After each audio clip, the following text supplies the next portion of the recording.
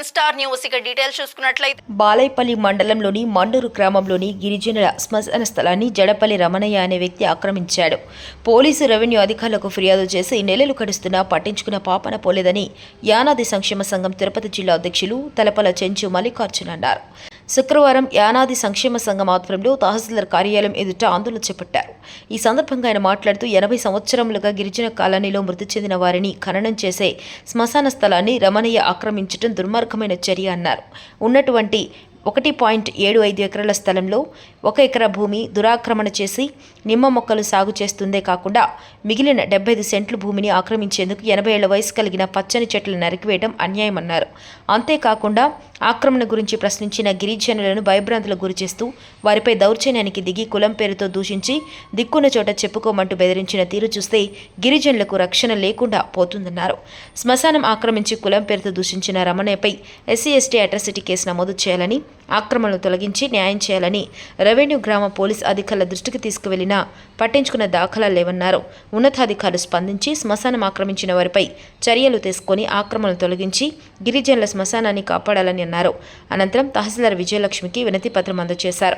ఈ కార్యక్రమంలో SC ST atrocity మాజీ సభ్యులు అడివయ్య, చిరంజీవి, మహిళా నాయకురాలు వెలుగొట్టి రేవతి, పానబాకుల కల్పన, లక్ష్మయ్య, పెంచలమ్మ, చిన్న అంకయ్య, వెంకట పాల్గొన్నారు. రమణయ్య తదితరులు ఉన్నారు.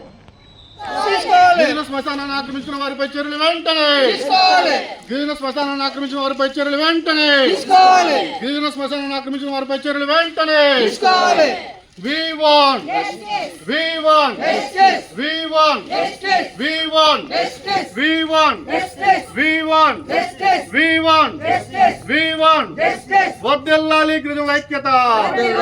వర్ధిల్లాలి గిరిజనుల ఐక్యత. వర్ధిల్లాలి గిరిజనుల ఐక్యత. గిరిజనులపై దాడులు. గిరిజనులపై దాడులు. గిరిజనులపైన దాడులు. గిరిజనులపైన దాడులు. గిరిజనులపైన దాడులు. ఆక్రమించడం సిగ్గో సిగ్గో గిరిజనుల శ్మశానాన్ని ఆక్రమించడం సిగ్గో సిగ్గో గిరిజనుల శ్మశానాన్ని ఆక్రమించడం సిగ్గో సిగ్గో గిరిజనుల శ్మశానాన్ని ఆక్రమించడం గిరిజనులపైన దాడులు గిరిజనులపైన దాడులు గిరిజనులపైన దాడులు గిరిజనులపైన దాడులు గిరిజనులపైన దాడులు గిరిజనులపైన దాడులు గిరిజనులపైన దాడులు గిరిజనులపైన దాడులు గిరిజనులపైన దాడులు గిరిజన శ్మశానాన్ని గిరిజనులపైన దాడులు గిరిజనులపైన దాడులు గిరిజనులపైన దాడులు We want justice. We want justice. We want justice. We want justice. We want justice. We want justice. ఈరోజు ఎవరైతే ఆ రోజు మాతో పాటు ఈ పోరాటం చేశారో శ్మశానం కావాలని చెప్పేసి ఒక పెద్ద ఆయన కాలగంద వెంకటరామయ్య అతను కూడా న్యాయం జరగలేదు నాకు అని మనస్తాపం చెంది గుండె నొప్పితో కూడా చనిపోయాడు.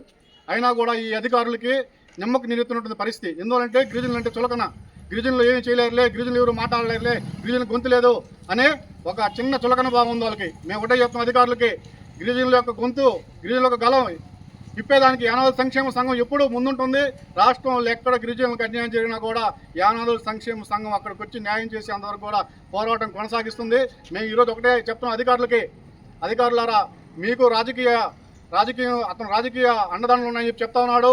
మా వాళ్ళని కూడా భయభ్రాంతికి గురి చేస్తూ ఉన్నాడు.